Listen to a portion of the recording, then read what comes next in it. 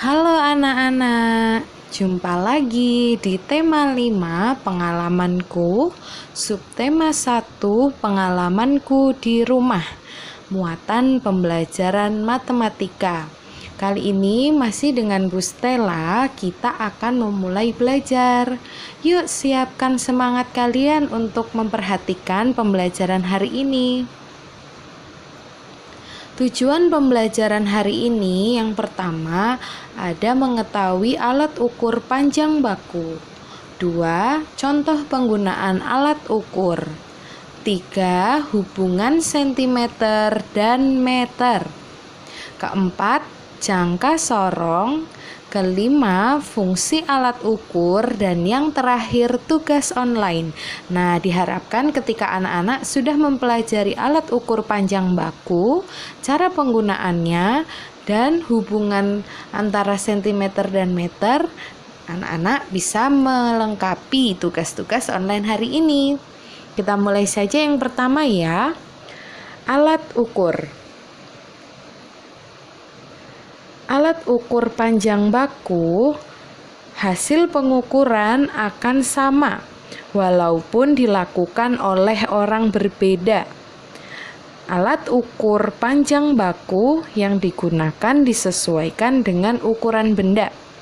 Perlu ditekankan untuk alat ukur panjang baku berarti orang yang mengukur berbeda tapi hasilnya sama.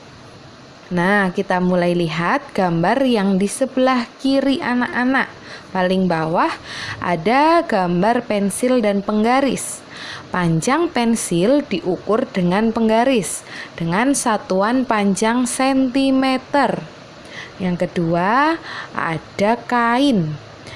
Panjang bahan kain ini diukur dengan meteran pita, yaitu satuan panjangnya sentimeter dan meter. Dan terakhir di pojok kanan ada panjang tanah diukur dengan meteran gulung besar. Ini satuan panjangnya meter. Oh ya anak-anak, untuk panjang bahan tadi satuan panjangnya sentimeter dan meter ya. Selanjutnya, anak-anak perhatikan contoh pengukuran panjang pensil dengan menggunakan penggaris. Nah, ini sudah ada penggaris dengan pensil. Langkah pertama, letakkan titik 0 di ujung penggaris, tepat dengan ujung awal pensil yang akan diukur. Nah, perhatikan sini ya, kursor Bu Stella nih. Jadi yang penghapus tepat di ujung yang ada titik nolnya. Sedangkan bagian awal pensil itu yang akan diukur. Nah, caranya bagaimana? Baca angka terakhir di penggaris yang tepat sejajar dengan ujung pensil. Nah, berarti di sini ya anak-anak, maka dihasilkan 17 cm. Nah, berarti panjang pensil tersebut 17 cm. Kita lanjut ya.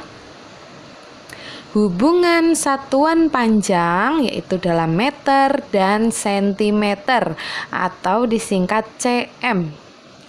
Dengan meteran, hasil pengukuran dinyatakan dalam satuan meter atau m dan sentimeter atau cm. Kedua satuan panjang tersebut memiliki hubungan sebagai berikut. Diingat-ingat ya, 1 meter sama dengan 100 cm. Sekali lagi ya, 1 meter sama dengan 100 cm. Nah, ini ada contoh pengukuran panjang meja menggunakan meteran. Nah, di sini ada ilustrasi gambar mengukur meja dengan alat yang disebut meteran. Langkahnya, yang pertama letakkan titik 0 tepat di ujung meteran. Ya, yang ujung awal meja yang akan diukur. Yang kedua, baca angka terakhir pada meteran yang tepat sejajar dengan ujung meja lainnya. Angka tersebut menunjukkan panjang meja yang diukur. Hampir sama kok dengan cara mengukur pensil tadi, cuma bedanya meteran ini bisa kita tarik sepanjang barang yang akan kita ukur. Nah, sekarang kita sudah masuk di bagian keempat, yaitu jangka sorong. Seperti apa? Ayo, jangka sorong. Nah, jangka sorong biasanya digunakan untuk mengukur panjang garis tengah benda-benda yang bentuknya bulat atau lingkaran. Diingat-ingat ya, jangka sorong itu untuk mengukur benda yang bentuknya bulat atau lingkaran. Nah, secara umum jangka sorong terdiri dari dua bagian. Perhatikan sini yuk. Yang sebelah kiri ini adalah bagian yang tetap, ya. Lalu bagian yang digeser itu yang sebelah sini, anak-anak. Nanti ketika akan mengukur, bendanya diletakkan di tengah, dijepitkan. Nanti anak-anak tinggal menggeser bagian ini yang ada panahnya dengan keterangan bagian geser. Nah, ini ya anak-anak, cara menggunakan jangka sorong. Lalu, apa sih fungsi alat ukur itu? Yang pertama, penggaris. Biasanya digunakan untuk mengukur panjang benda yang kurang dari 30 cm. Nah, kalau yang meteran itu gambar yang tengah dapat digunakan untuk mengukur panjang benda yang lebih dari 30 cm. Dan yang terakhir, jangka sorong dapat digunakan untuk mengukur panjang garis tengah atau kedalaman benda-benda berbentuk bulat atau lingkaran. Nah, anak-anak diingat-ingat ya, untuk fungsi alat ukurnya ada penggaris, meteran, dan jangka sorong. Ini alat ukur yang baku.